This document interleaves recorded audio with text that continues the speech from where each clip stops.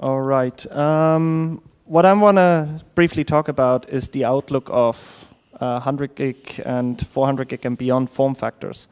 So optics which are available today already, and breakouts have been seen as pretty challenging in the past with maintenance or whatsoever. So I want to introduce to you actually the SN connector for 400 gig, which is it's a pretty interesting breakout optic because it holds the individual lanes actually vertically in a way that you can pull out every link without interfering with the others.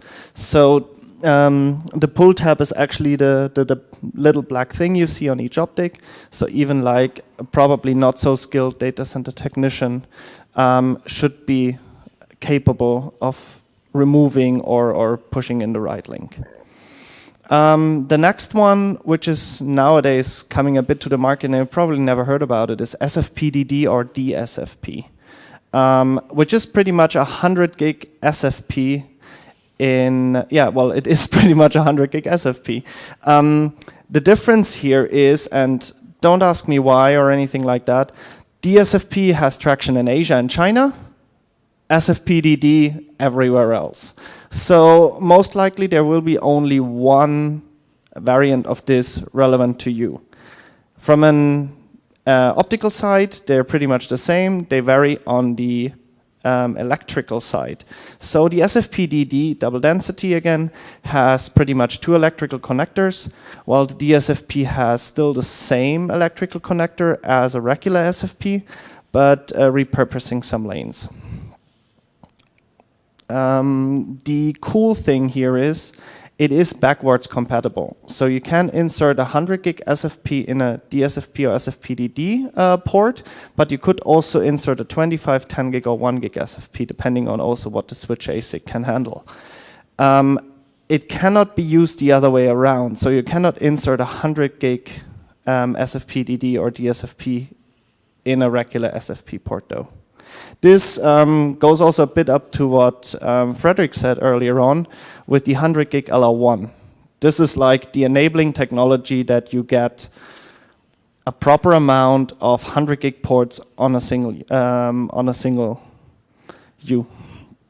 But what's after 400 gig then? Looking a bit in the future. So we're talking already 800 gig. Initially, we're going to look at something like 2 times 400 gig out of one 800 gig port. How is this being achieved? The OSFP offers 2 regular LC ports rotated on the same optic. So one rotated left, one rotated right, which offers you then something like 2 times 400 gig LR4. And the right one would also be the same for just MPO connectors. Let's skip over that one. So just to briefly recap what I just said, for 400 gig right now on OSFP and DD, just to give you an idea, we see the market approximately split 50-50. And the OSFP world is mainly driven by hyperscalers, so it doesn't really appear out there in the wild. Most of the vendors use Sfpdd. Arista actually provides both.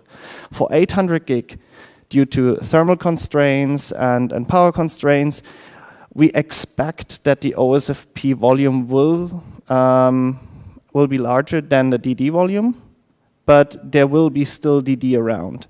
Afterwards, it gets way more critical. The optical guys are already looking into 1.6 terabit optics, where they pretty much all jumped now on the OSFP MSA. It's called OSFP XD.